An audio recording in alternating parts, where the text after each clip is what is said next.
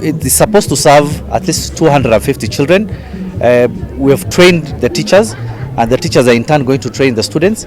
The objective generally, I think, and we want to do this in other schools as well, is to ensure that the children are digitally literate. Through national government CDF, we have also been able to renovate all these classes. As you have seen, these are classes that were done in the 60s, and somehow they were a bit dilapidated. So in partnership, we through national government CDF, we have been able to renovate most of these classes, not just this one of the computer lab, but the rest of the classes.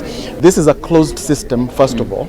It still gives you openness to the rest of the world, but in terms of safety, the content is managed content.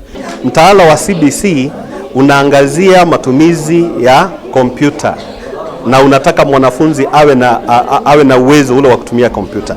Na kwa hivyo tulikuwa tunatatizika wakati mwingine, kwa sababu unaangalia katika kitabu kuna ile linki tunapewa, lakini hatukuwa tunaweza kuiaccess vizuri.